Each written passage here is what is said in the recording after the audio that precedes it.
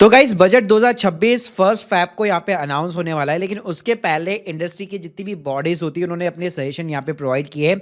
और उसमें सबसे इंटरेस्टिंग आईसीआई जो सीए की अथॉरिटी होती है उन्होंने जॉइंट टैक्सेशन का रूल यहाँ पे जो है प्रपोज किया है। अगर वो अप्रूव हो गया भाई तो मजा ही आ जाएगा।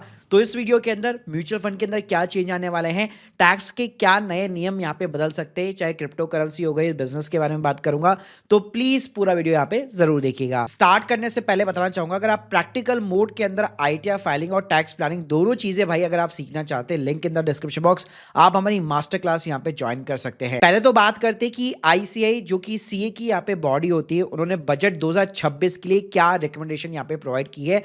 तो यहाँ पे उन्होंने एक कॉन्सेप्ट को इंट्रोड्यूस किया है जॉइंट टैक्सेशन का, specially for the married couple. तो ये काम कैसे करेगा, चलो एक सिंपल से एग्जांपल के साथ में यहाँ पे समझाता हूँ। अभी करंटली सिचुएशन क्या होती है, वैसे आपको पता होगा भी इंडिया में राइट नाउ जो रिजीम चल रही है, न्यू टैक्स रिजीम, उसके अंदर 12 लाख तक कोई भी आपका इनकम टैक्स नहीं लगता है। तो एक एग्जांपल में मान लीजिए विदाउट जॉइंट टैक्सेशन जो है करंट सिस्टम कैसे काम करता है। मान लीजिए हस्बैंड की इनकम जो है 30 लाख रुपए, वाइफ की या तो कोई भी इनकम नहीं है, उनकी इसकी इनकम जो है 5 लाख रुपए है। तो यहाँ पे जो है हस्बैंड बेसिकली अच्छा खासा यहाँ पे इनकम टैक्स पे करता है। वहीं पे मान लीजिए कोई कपल ऐसा है जो हस्बैंड और वाइफ जो है दोनों मिलके अच्छा खासा कमा रहे हैं, मान लीजिए वो 15-15 लाख रुपए कमा रहे हैं, तो दोनों की इनकम जो है सेम रहेगी, वही 30 लाख रुपए, लेकिन दोनों कम टैक्स पे कर रहे हैं। यहाँ पे भाई पूरा ही बर्डन अगर वाइफ कुछ कमा नहीं रही या फिर लेट्स सपोज वाइफ ज्यादा कमा रही है, हस्बैंड कम कमा रहा है, तो उस केस के अंदर क्या होता है, एक ही बंदे के ऊपर पूरी फैमिली चल रही होती है, उसके ऊपर टैक्स का बर्डन भी ज्यादा रहता है। तो यहाँ पे ना आईसीआई ने बेसिकली जो है इस जॉइंट जो टैक्सेशन है मैरिड कपल के लिए, इसको इंट्रोड्यूस करने के लिए बोला गया है। ये ऑप्शनल रहेगा, कंपल्सरी रहेगा, मतलब आप चाहो तो अडॉप्ट यहाँ पे कर सकते हो।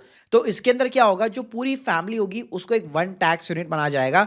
तो जैसे मैंने आपको एग्जांपल 1 में बताया कि हस्बैंड को ज्यादा टैक्स यहाँ पे करना पड़ रहा है, लेकिन अगर ये आईसीआई का प्रपोज यहाँ पे पास हो जाता है तो क्या होगा कि बेसिकली हस्बैंड जब अब आईटीआर फाइल करेगा तो अपनी और अपनी वाइफ की जो है कंबाइन इनकम दिखा सकता है बेसिकली। यानी कि लेट सपोज जैसे मैंने बताया आपको पहले 30 लाख रुपए हस्बैंड की इनकम है, वाइफ की इनकम है 5 लाख रुपए, तो टैक्सेशन के लिए क्यों क्या करेगा, पूरे 35 लाख के इनकम को 2 पार्ट में डिवाइड कर सकता है, 17.5 लाख रुपए, और जितनी भी बेसिक एमिशन लिमिट या जो भी चीजें मिलती है स्लैब के अकॉर्डिंग, वो सारे ही बेनिफिट यहाँ पे मिलेंगे दोनों को। तो उससे क्या होगा, 17.5 लाख दोनों पे स्लैब के अकॉर्डिंग टैक्स लगेगा और यहाँ पे उसको लोअर टैक्स पे करना पड़ेगा। तो ये उनके लिए ज्यादा फायदेमंद है जिसकी फैमिली के अंदर एक ही बंदा है, जो पूरी की पूरी फैमिली उसके ऊपर डिपेंडेंट है और उसकी अच्छी खासी भी इनकम है, लेकिन भाई वो 3 से 4 महीने सिर्फ गवर्नमेंट के लिए वर्क करता है।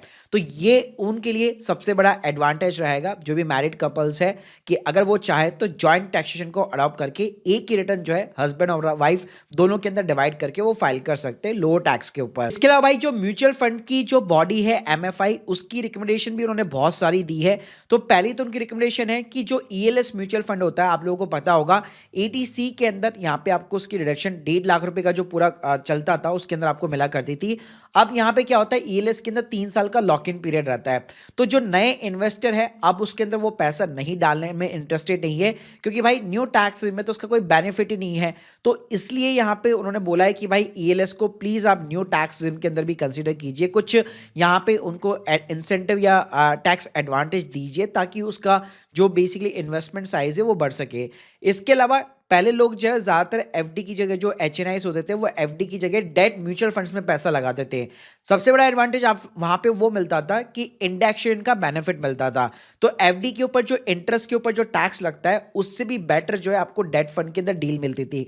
लेकिन गवर्नमेंट ने क्या किया, इंडेक्सेशन का बेनिफिट ही हटा दिया। तो डेट म्यूचुअल फंड में भी भाई अब लोगों का इंटरेस्ट नहीं रहा है, तो इसको भी रीस्टोर करने के लिए एमएफआई ने बोला है। इसके अलावा जो लोग एक स्कीम से दूसरी स्कीम में स्विच करते हैं, जैसे मान लीजिए एक ही एमसी की एक स्कीम है जिसमें उनका पैसा लगा हुआ है, वहां पे एसटीपी के थ्रू मान लीजिए वो बेसिकली शिफ्ट करना चाहते हैं दूसरी स्कीम के अंदर, तो वहां पे भी टैक्स के अंदर जो है बेसिकली यहाँ पे डिफरेंशिएशन हो जाता है, तो उसको भी यहाँ पे रिजॉल्व करने के लिए बोला है। इसके अलावा भाई यहाँ पे मैंने बताया जैसे कि जो अभी राइट नाउ न्यू टैक्स में वहां पे 12 लाख तक कोई भी आपका इनकम टैक्स नहीं लगता है, लेकिन स्टिल यहाँ पे जो है स्टैंडर्ड जो डिडक्शन होती है, अगर आप ओल्ड टैक्स में देखेंगे तो वहां पे आपको 25,000 रुपए मिला करती थी, न्यू टैक्स में 50,000 रुपए मिलती है, जो भी सैलरी पर्सन है या जो भी पेंशनर्स है। तो इसको इंक्रीज करने के लिए बोला गया है एटलीस्ट 1 लाख रुपीज तक। और इसके अलावा जो ओल्ड टैक्स में आपको एटीसी, एडीडी, होम लोन की डिडक्शन मिला करती थी, उसमें भाई कोई ना कोई डिडक्शन को तो रीस्टोर करना ही पड़ेगा न्यू टैक्स के अंदर। क्योंकि अब क्या हो गया, न्यू टैक्स में जिसने मान लीजिए होम लोन लिया हुआ है उसको भाई कोई भी एडवांटेज यहाँ पे नहीं मिल रहा है। जी हाँ, तो वो एक सबसे बड़ा डिसएडवांटेज हो जाता है। तो उस चीज के लिए होम लोन की डिडक्शन को न्यू टैक्स में डेफिनेटली यहाँ पे यार कंसिडर करना चाहिए। इसके अलावा भाई जो लोग क्रिप्टो इंडस्ट्री से यहाँ पे ताल्लुकात रखते हैं, जो क्रिप्टो के अंदर निवेश करते हैं, तो वो लोग भी जो है अपना यहाँ पे लगा के बैठे हुए हैं कि यार जो टीडीएस कटता है 1% का, जो टीडीएस कटता है, तो अभी लोग क्या करते हैं ना, फॉरेन का जो एक्सचेंज प्लेटफॉर्म होता है, बाइनेंस वगैरह हो गया, ऐसे बहुत सारे प्लेटफॉर्म है, तो वहां पे क्या टीडीएस ही नहीं कटता, तो लोग वहां पे ज्यादातर ट्रांजेक्शन कर रहे हैं। हमारे इंडिया के जो एक्सचेंज है वो इंडिया के प्रॉपर रूल्स फॉलो करते हैं, 1% का टीडीएस काटते हैं।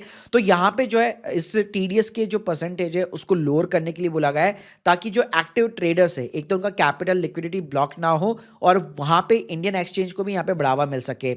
इसके अलावा टैक्स रूल भी भाई क्लियर करने के लिए बोला गया है। अभी कई लोग क्या करते हैं, सैलरी भी भाई क्रिप्टो में ले रहे हैं, उनका कमीशन क्रिप्टो में आता है, बिजनेस इनकम भी क्रिप्टो में आती है, तो उनका अल्टीमेटली पूरा गेन ही वो का पूरा हो जाता है। मतलब एक तो होता है कैपिटल गेन कि आपने इस अमाउंट के अंदर क्रिप्टो को, वीडियो को खरीदा और इस अमाउंट के ऊपर बेचा, लेकिन जो लोग कमीशन ले रहे हैं, जो लोग सैलरी ले रहे हैं, तो उनके लिए कोई भी रूल्स जो है क्लियर डिफाइन नहीं है, तो उसके ऊपर भी यहाँ पे इन्होंने यहाँ पे जो है प्रपोज वगैरह किया है। इसके अलावा भाई जो सीनियर सिटीजन है वो भी आस लगा के बैठे हुए हैं, क्योंकि न्यू टैक्स रिजीम के अंदर ना उनको अलग नहीं रखा गया है। जबकि आप ओल्ड टैक्स रिजीम के अंदर देखते तो वहां पे एजेस वाइज है। जी हाँ, जिसकी भी एज 60 से कम है उसके लिए एक डिफरेंट स्लैब है, सीनियर सिटीजन के लिए डिफरेंट स्लैब है और सुपर सीनियर सिटीजन के लिए डिफरेंट स्लैब है। तो भाई जो सीनियर सिटीजन है उनको भी उम्मीद है कि जो बेसिक एमिशन लिमिट है वो भाई एटलीस्ट 5, 6, 7, 8 लाख तक हमारी इंक्रीज होनी चाहिए।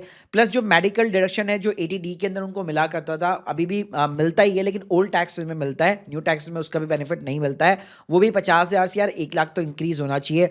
इसके अलावा इंटरेस्ट जो मोस्टली सीनियर सिटीजन अपनी एफडी करते हैं उसके इंटरेस्ट के ऊपर टीडीएस कटता है, तो वहां पे अब लिमिट यहाँ पे लास्ट बजट में बढ़ाई गई थी 1 लाख रुपए, लेकिन स्टिल यहाँ पे 1 लाख रुपए बहुत ही कम है, आराम से इंटरेस्ट उनका बन जाता है, तो 1 से एटलीस्ट 2 लाख रुपए करनी चाहिए। इसके अलावा मेडिकल इंटरेस्ट का बेनिफिट भी जो है न्यू टैक्स में यहाँ पे अवेलेबल होना चाहिए। तो भाई ये सारे रिकमेंडेशन यहाँ पे बॉडी ने जो है प्रपोज किए। अब देखते हैं फर्स्ट फैब को यहाँ पे कौन सी चीजें अप्रूव होकर आती है। मुझे जो सबसे बढ़िया इसमें कॉन्सेप्ट लगा वो ज्वाइंट टैक्सेशन का यहाँ पे लगा, जो आईसीए ने यहाँ पे प्रपोज किया है। बाकी आप लोग की क्या राय है इसके ऊपर, प्लीज मुझे कमेंट बॉक्स के अंदर जरूर बताइएगा। Thank you guys, thank you very much.